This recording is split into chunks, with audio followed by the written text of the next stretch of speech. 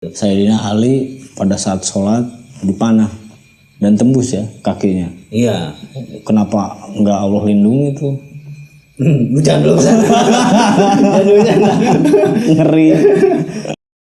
Oke, jadi saya pengen dulu menjawab statementnya Siswanto ya. Pada tataran psikologis, saya rasa 100% saya percaya. Saya katakan saya percaya bahwa ada pengaruh terkait dengan apa yang dilakukan oleh si dua pengusaha tersebut, si pelaku usaha kelompokan ini.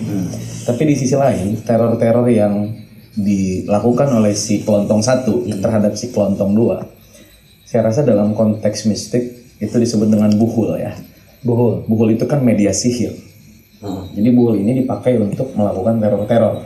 Jadi buhul ini bisa berupa bangkai, tadi apa yang dikatakan Pak Siswanto bahwa buhul juga bisa berupa dari angin ya.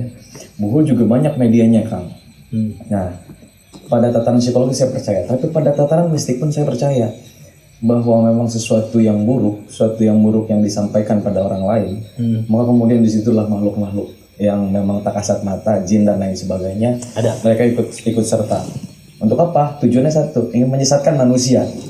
Pada dasarnya sebenarnya jin itu terlihat berteman dengan dukun, padahal si dukun tersebut juga sedang ditipu oleh si jin tersebut. Karena sebaik-baiknya jin adalah sejahat-jahatnya manusia. Ini memang tujuan mereka gitu. Nah, terkait dengan pertanyaan Akang, persoalan ini sebenarnya penipuan nggak sih? Apa yang dilakukan Marcel, si rambut merah, si ilmu merah ini, terkait dengan apa yang dilakukan dia. Saya rasa perlakuan kita terhadap semua orang harusnya sama. Kayak gitu. Termasuk dia mau beragama atau tidak. Bahkan Rasul saja, bukan hanya pada sahabat, pada musuhnya saja, Rasul ini Rahman Rahim. Ya, bahkan kan dalam Al-Quran juga ada tuh, Muhammadur Rasulullah walladzina ma'ahu asyidda 'alal kufar. Rasul itu mempunyai orang-orang yang bersama dia. Kata Allah, orang-orang yang bersama Rasul yaitu satu, dia keras terhadap orang kafir. Nah, kafirnya yang mana dulu? Kafir yang mengganggu pada agama Islam, atau memang kafir yang tidak mengganggu? Pada yang mengganggu, maka kita wajib memeranginya. Tapi pada orang-orang yang kafir di luar Islam yang tidak mengganggu, kita harus silih asa, silih asi, silih asu. Oke. Gitu. Saya dapatnya gini. Berarti si dukun tadi harus kita perangi karena dia telah mengganggu kepada orang-orang yang hilang keputusasaan tadi, mungkin seperti itu. Keputusasaan ini juga perlu kita lihat dulu, gitu. Apakah memang orang yang datang ke dukun ini benar-benar putus asa atau hanya sekedar ingin tahu? Ini juga kan perlu ada penelitian mendalam terkait dengan itu. Maka saya rasa lebih simpelnya bahwa dukun-dukun yang melakukan itu, ya dia ingin meraup keuntungan saja dengan apa yang ada pada saat itu. Contohnya momen itu ya dia datang, si pasien ini terus menginginkan sesuatu, ya kemudian disitulah kan innamal a'malu binniyat, semua tergantung niat. Enggak kemudian kita bisa judge juga si orang tersebut lagi putus asa atau si dukun ini juga mau nipu, karena kan kejahatan itu bisa dilakukan karena ada kesempatan gitu. Tapi jarang loh Bang kalau misalnya orang datang ke dukun tuh pengen tahu aja tuh. Jarang, ada tapi jarang. Jarang. Tapi pasti dia punya niat gitu. Yang jarang itu salah satunya saya. Kalau gitu. Ya, Datang ke dukun cuma pengen tahu aja. Ya, saya datang kan ke dukun, saya nggak akan bilang siapa dukunnya. Yang jelas ini dukun terkenal, sudah masuk TV. Adanya di Sumedang kan. Jadi dia dukun ke Sohor. Saya begitu datang, nah ini saya akui bahwa para dukun itu cerdas ya, pinter membaca psikologis. Oke. Nah sebelumnya gini, saya mau memisahkan dulu ya. Biar enak untuk ngobrolnya gitu. Anggaplah Kang Siswanto ini orang yang tidak percaya terhadap mistis. Akang orang yang sangat begitu percaya dengan mistis. Percaya. Iya, begitu sangat percaya dengan mistis. Kan jadi enak nih ngobrolnya. Jadi untuk saling sharing, untuk saling terbukanya lebih enak gitu. Ya, terus lanjut Kang. Ya. Saya pernah berada pada posisi ingin mempercayai mistis. Sampai saya temui dukun itu. Saya ingin membuktikan tentang apa yang dikatakan oleh orang-orang. Katanya dukun ini bisa memanggil Nyi Roro Kidul, bisa memanggil jin anu ya. Saya datangin, begitu saya ke sana, memang tempatnya sudah dikondisikan, Di konsep. ya sudah dikonsep sedemikian rupa. Saya tidak akan sebutkan ciri-cirinya, nanti tahu memang. Ini akan mudah Nanti ditebak. ada apa namanya itu? Menyan. Yang menyan. Ini enggak ada menyan. Tapi memang dikonsep sedemikian rupa supaya orang yang datang ke sana itu langsung tersugesti. Ya, langsung tersugesti. Saya sebut satu cirinya misalnya. Sebelum kita bertemu dengan dukun ini, kita harus melewati 9 pintu. Oke. Itu sudah disetting gitu. Nah, di setiap pintu ini pasti ada hal-hal yang menarik. Iya, demikian lah ya. Saya langsung ditanya, mau apa kesini? Silaturahim. Ya, sudah diterima silaturahimnya. Mau apa lagi? Gini, saya bilang kan, saya ini saya punya masalah dengan keyakinan saya. Itu langsung digebrek saya. Kamu nggak percaya gaib? Oh, dia langsung bawa Quran tuh. Dukunnya langsung bawa Quran. Di dalam Al-Quran sudah jelas tentang kegaiban. Wah. Kamu belajar Al-Quran nggak? Wah, saya langsung gitu kan. Belajar. Wah, dia langsung mencoba membaca-baca tentang kehidupan saya dari mulai kamu lahir hari apa? Hari ini. Wah, kamu pasti gini. Jago juga psikologisnya kan. Jadi kalau dalam dunia baca pikiran itu ada cold reading, ada hot reading. Jadi untuk membaca karakter seorang, kita sampaikan dulu karakter umum yang memang biasanya semua orang merasakan. Contoh, siapapun itu yang datang ke dukun mayoritas punya masalah. Kalau yang datang bujangan pasti masalahnya tentang cinta. Nah, ini jago ini dukun-dukun ya, bujangan. Dia bisa langsung tebak masalah cinta. Kalau enggak masalah kerjaan gitu. Kalau yang datangnya orang-orang tua gitu ya, pasti masalah usaha. Bujangan yang datang, dukun itu langsung seolah-olah membaca kehidupan kita. Kamu gini. Itu adalah hal yang umum dan semua pasti merasakan. Kamu lahir hari apa? Sebut saja misalnya hari Minggu misalnya. Lahir hari Minggu. Dia langsung mengaitkan apa yang dia ketahui tentang hari Minggu secara umum.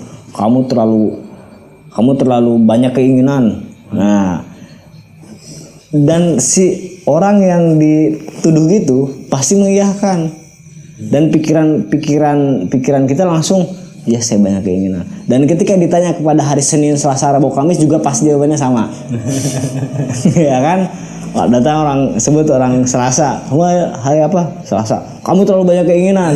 Nah, iya, manusiawi. Nah, biasanya orang yang sudah tersuges gitu, sudah trans, dia begitu yakin percaya sama dukun itu, dia langsung menceritakan secara detail masalahnya. Ya, saya ingin ini. Iya. Ketika si orang yang datang itu menceritakan dengan panjang lebar, si dukun gampang aja. Udah, jangan banyak ngomong, saya sudah tahu. Ini kan canggih kan. Kamu sebelum datang ke sini, saya udah tahu apa yang kamu mau ceritakan, padahal dia nggak tahu apa-apa. Nah itu. Tapi memang ada beberapa cerita juga yang cukup menarik ya. Ada teman saya cerita, saya datang ke Kiai katanya. Kiai itu langsung detail tentang pribadi saya, detail. Itu gimana katanya? Apakah ini trik juga atau memang si Kiai itu benar-benar bisa membaca karakter sampai kehidupannya? Nah, di sini pun memutar otak saya, kemudian menggugah saya untuk mendalami itu. Saya gini, ada teori mengatakan pikiran bawah sadar kita itu secara tidak langsung saling berkomunikasi satu sama lain, baik itu disadari ataupun tidak. Nah, bagi orang-orang awam ini komunikasi bawah sadarnya tidak disadari. Jadi Buktinya misalnya ketika kita ngobrol, kalau kita sudah nyambung, ini dari nada, dari intonasi akan menyesuaikan dan sama, nyaris sama. Juga misalnya firasat orang tua terhadap anak. Ya. Ini artinya pikiran bawah sadar menyambung meskipun ada di belahan dunia manapun. Nah, seorang kiai ini pikiran bawah sadarnya sudah terlatih. Artinya dia sudah mengoptimalkan pikiran bawah sadarnya yang 88%. Dia selalu beribadah kepada Allah sehingga dia dengan mudah mengakses pikiran bawah sadarnya membaca itu. Nah, ini artinya bisa dirasionalkan, ya kan? Ada dibanding fenomena dukun tadi hanya sekedar tebak-tebakan. Jadi untuk fenomena kiai, jadi gampangnya gini, dia ibadahnya bagus nggak? Kalau dia ibadahnya bagus, bisa jadi benar, bisa jadi benar ya. Ketaatannya bagaimana? Tapi biasanya orang-orang yang punya kesaktian ini nggak banyak ngomong, nggak banyak cerita, dia nggak umbar, dia nggak masukin ke YouTube gitu kan. Kalau sudah masuk ke YouTube entertain pokoknya mah itu mah ya udah ujung-ujungnya duit. Nah biasanya kiai-kiai ini banyak diemnya dan biasanya ada di pelosok-pelosok kampung ya. Tapi bukan mistis. Mistis itu terjemahannya ketika dianggap tidak masuk akal.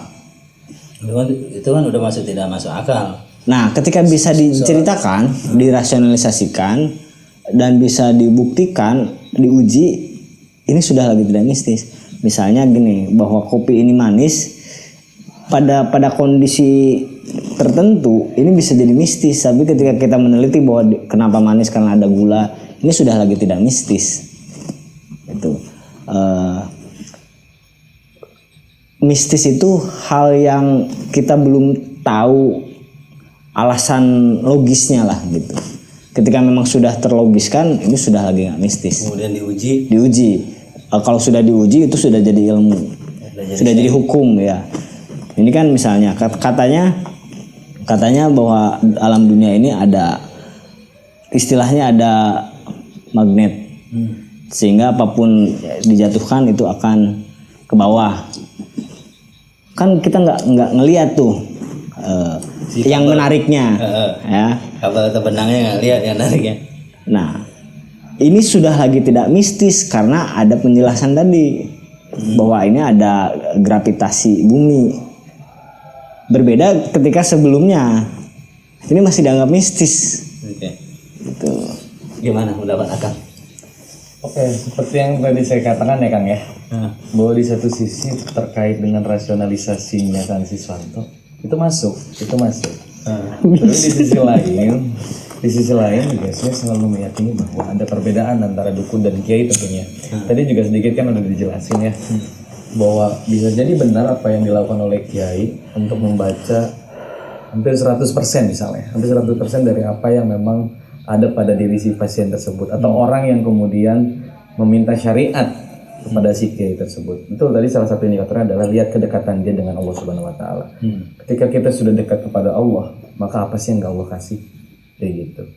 Tapi juga hari ini tentunya kita masih banyak melihat bahwa orang-orang meyakini datang ke kiai saja kalau hatinya meyakini bahwa kiai itu bisa mengabulkan apa yang saya inginkan, bergeser lagi tuh Kang. Makanya juga ini perlu balik lagi, ini juga edukasi buat masyarakat. Mau ke kiai, ini hanya jalan saja, upaya saja, usaha ikhtiar. Bahwa kita merasa bahwa kita ini makhluk kotor loh, kita ini banyak dosa. Kalau kita punya frame pemikiran, kalau saya berdoa, saya belum tentu dijawab. Padahal Allah pasti menjawab.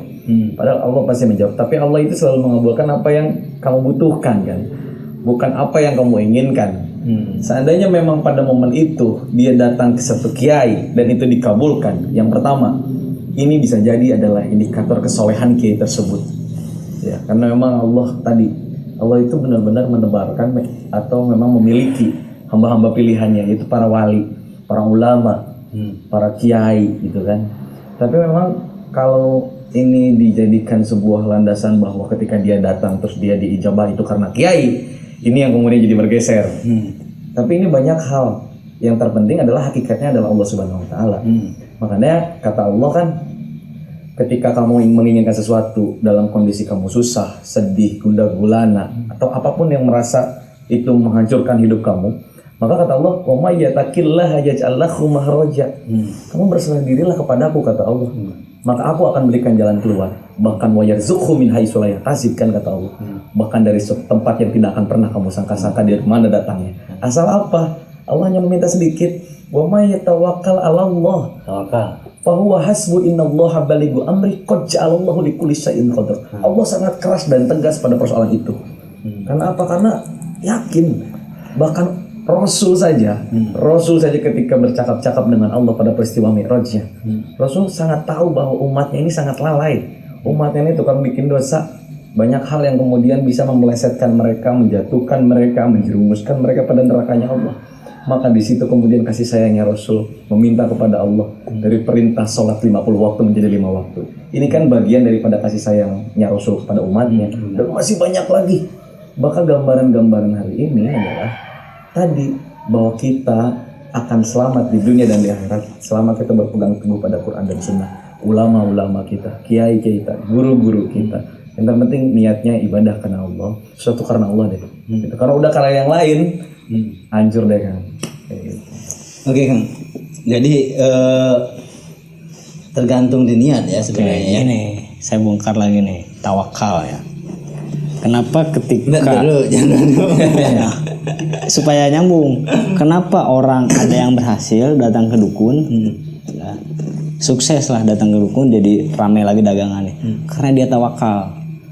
Yang jadi sesat, yang jadi salah, dia tawakalnya pada dukun. Padahal dengan tawakalnya kepada Allah, dia bisa sampai tuh pada kejayaan, bahkan bisa melebihi ketawakalannya kepada dukun. Saintisnya gimana itu? Pada saat seseorang sudah lagi tidak Mendekati keputusasaan lah. ya putus asa, jangan sampai pada titik putus asa ya. Jadi beda antara tawakal dengan putus asa. Kalau tawakal menyadari bahwa apa yang kita lakukan, apa yang sudah kita upayakan, sesungguhnya tidak lain dan tidak bukan ini adalah karunia dari Allah. Jangan sampai ada sombong. Nah, ketika dia datang ke dukun, dia sudah menganggap dirinya tidak bisa apa-apa.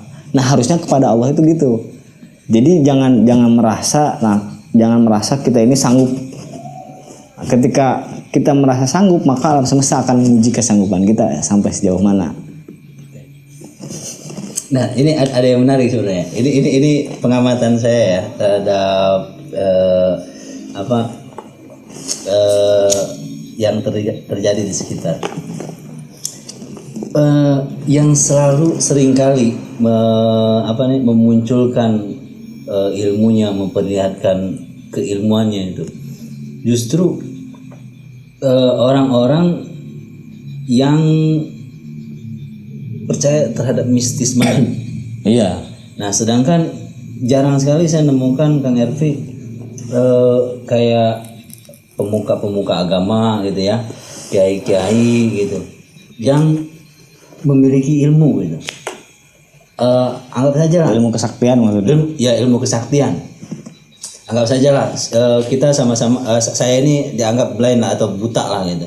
Nggak tahu triknya seperti apa, nggak tahu apanya. Tapi seringkali orang yang menonjolkan itu orang-orang yang bukan kiai gitu, tapi lebih kepada seperti dukun ataupun orang yang memiliki ilmu hitam atau apa gitu. Itu sering menonjolkan, saya punya kesaktian loh ini, saya punya kesaktian ini. Sedangkan untuk kiai sendiri ataupun orang-orang orang-orang yang zuhud, orang-orang yang ulama itu mereka lebih rasional gitu, lebih nggak pernah menongolkan ini loh saya punya ilmu ini atau seperti apa gitu. Nah, misalnya saja mungkin kelebihan para orang-orang terdekat di zaman-zaman dahulu terdekat dengan Rasul gitu ya, seperti para sahabat-sahabat yang lainnya, tidak ada kelebihan mereka yang menonjol atau bukan menonjol, maksudnya menonjol dari segi ilmu-ilmu kayak menerbangkan apa atau menghilangkan apa kebal lah atau apalah. Buktinya sendiri kan Khalifah sendiri meninggalnya karena ketusuk, nggak memiliki ilmu kebal gitu. Nah kesini juga orang-orang yang dekat kepada Allah juga atau orang-orang yang kita kenal, orang yang alim, orang ini tidak memiliki keilmuan itu gitu. Sayyidina Ali pada saat sholat dipanah dan tembus ya kakinya. Iya. Kenapa nggak Allah lindungi itu? Jangan dulu sana. Jangan dulu sana. Ngeri. Ya, maksudnya gini. Nah, itu fenomena seperti itu kan kayak sekarang yang terjadi di YouTube. Ini saya sebutkan aja mungkin ya, kayak Kang Ujang Bustomi gitu kan. Kang Ujang Bustomi. Itu jauh daripada maksud saya itu lepas daripada itu benar atau salah. Kayak Ujang Bustomi gitu, dia mengeluarkan ilmu-ilmunya, kemudian yang mistis-mistis yang baca ramalan itu ibu siapa itu namanya itu yang ramalan pesawat akan jatuh tahun 2021 kemudian itu. Nah, kemudian juga dan konten-konten itu sangat digandrungi gitu. Konten-konten mistis gitu sangat digandrungi, makanya saya heran kok bahkan pada follow subscriber mereka banyak dan juga komen-komentar mereka Positif. bukan maksudnya itu Meyakini ya. banyak lah gitu. Nah, di sini fenomena terhadap hal yang seperti ini bisa dijelaskan nggak Kang RP, itu fenomena yang seperti terjadi pada saat ini? Jangan sampai maksudnya itu orang-orang itu lebih percaya gitu dengan orang mistis-mistis seperti ini semakin ramai soalnya itu mistis kayak gitu. Sebenarnya dari tadi juga saya pengen motong nih omongannya Akang nih. Justru saya lebih melihat dari sisi yang lain ya, terkait dengan publikasi dari seorang kiai, ustadz, tokoh agama yang memang memperlihatkan tadi yang seperti Akang bilang mistik dan lain sebagainya. Justru saya berhusnuzon kepada mereka semua bahwa tidak semua orang atau khususnya kiai, ulama bahkan ustadz, tokoh agama itu memperlihatkan di medsos itu untuk hanya meraup keuntungan atau bullshit dan lain sebagainya. Justru saya melihat bahwa bisa jadi mereka itu juga menjadi syiarnya memang pada fokus wilayah itu karena memang basic keilmuannya fokus pada bidang itu. Maka saya selalu berhusnuzon lah pada kiai, pada ustadz, pada tokoh. Di luar daripada apa yang kemudian dilakukan itu bohong, penipuan dan sebagainya, itu urusan dia. Tapi selama memang itu baik menurut saya, edukasi seperti apa yang dikatakan oleh Akang tadi bahwa di zamannya Nabi saja para sahabat khalifah itu tidak terdekat. Saya lebih menekankan mungkin tidak menonjolkan meskipun memang di balik kisah itu masih banyak lagi Kang di beberapa referensi di kitab-kitab para ulama dan lain sebagainya, karomah para ulama memang pada konteks tertentu ketika Sayyidina Ali contohnya tadi apa yang dikatakan Kang Siswanto dipanah tembus kan, dan itu pasti Allah punya maksud gitu. Ada pesan Allah kemudian ingin memperlihatkan itu haknya Allah, kun fayakunnya Allah ingin kemudian memperlihatkan ada makna, pasti Allah menciptakan sesuatu pasti ada makna. Allah di satu momen ada para sahabat yang memang dekat dengan Rasul, tapi ketika misalnya dia dipukul atau kena senjata tajam tembus itu ya karena satu mereka itu manusia biasa seperti kita, hanya Rasul Shallallahu Alaihi Wasallam sekalipun dia manusia tetap dia tidak bisa disamakan dengan kita. Seperti itu kan. Muhammadun basyarun walaisa kal basyari. Nabi itu manusia, Rasul itu manusia. Tapi sekalipun dia manusia, beliau adalah manusia luar biasa. Beliau adalah manusia mulia. Sedangkan kita ini nggak ada apa-apanya dibanding Rasul. Tapi di sini kemudian kan ada beberapa frame di masyarakat nih. Kenapa ya sekarang banyak banget kok orang-orang yang selalu menganggul-anggulkan ilmu kesaktiannya. Salah satunya tadi kayaknya kebal. Kenapa kok Rasul nggak kebal? Padahal Rasul orang yang dekat dengan Allah. Nah kan ini yang kemudian juga perlu kita ketahui pada masyarakat, kepada ya khususnya kita kadang masih suka berpikir bahwa wah Rasul saja orang terdekat, mas ketika perang Badar, ketika perang-perang lainnya pun itu berdarah giginya sampai di kisah itu disebutin detail itu luka-lukanya itu. Betul. Dan kita jangan sempit pemikirannya begitu. Jadi kalau seandainya Rasul disamain sama kita jauh kan. Karena faqon nabiyina fi khalqin wa fi khuluqin. Nabi itu udah beda sama kita. Satu, dari apa? Dari bentuk fisik. Dua, dari segi akhlak. Dan masih banyak lagi perbedaan-perbedaan kita dengan Nabi, dengan khalifah, dengan para sahabat, tabi'in, dan lain sebagainya. Maka terkait dengan apa yang tadi akan sampaikan, bahwa tadi kiai itu, ustadz itu lebih pada popularitas misalnya. Justru saya memandang dari sisi yang lain. Bisa jadi memang beliau-beliau ini syiar. Karena syiarnya di situ. Contoh Kang Ujang Bustami ya, dengan kekuatan sholawat, dengan karomahnya membaca sholawat, dengan karomahnya kita membaca Quran.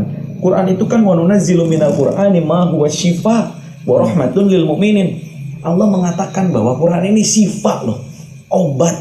Maka hari ini banyak para praktisi, orang-orang yang konsen pada hal-hal tersebut. Untuk apa? Untuk syiar kepada masyarakat bahwa kalau mau datang berobat misalnya, atau ketika hatimu gundah gulana, kan di Quran sudah dikatakan bahwa kalau mau bertanya itu sama orang yang mengerti, sama orang yang berilmu, jangan sama orang yang nggak ngerti, sama orang yang nggak berilmu. Kan jadi sifat dasarnya manusia kan gitu kan, kata Allah. Innal insana khuliqa halu'a. Sesungguhnya manusia aku ciptakan, kata Allah, satu, dia memiliki sifat yang namanya berkeluh kesah. Setiap ujian musibah, yakin manusia itu pasti keluh. Karena sifat dasarnya, kata Allah. Wa idza masahu syarru jazua. Ketika diberikan lagi ujian, dia akan semakin mengeluh. Itu manusia tuh. Makanya tadi banyak yang menyimpang kan, ketika dia merasa bahwa jangankan di titik putus asa, kata Kansis, jangan di titik putus asa dulu deh. Itu dia selalu melakukan hal-hal yang menurut dia itu ya udahlah, mungkin ini cara yang terbaik, datang ke dukun, bayar sekian. Padahal dia punya Allah. Gitu. Ketika kita di posisi ternol dalam kehidupan, datangnya ke Allah, bukan justru datang ke dukun. Makanya di sini juga dilanjutkan dalam ayat tersebut, manusia itu wa idza masahul khairul manu'a. Nah, ketika dia dicukupi, dia diberikan apa yang diinginkan, diberikan rezeki lebih, dikabulkan keinginannya, dia malah jadi sombong. Ini manusia kan, di saat dia lagi down, dia melakukan hal-hal yang tadi, di saat dia kemudian lagi ada di posisi atas, dia sombong, dia congkak dan sebagainya. Maka balik lagi konsep agama mengatur itu semua. Illal musallin, kecuali orang-orang yang sholat. Sholat yang mana nih? Alladzina hum ala sholatihim daimun. Itu orang-orang yang dawam sholatnya terus menerus, meyakini bahwa segala sesuatunya itu hanyalah Allah.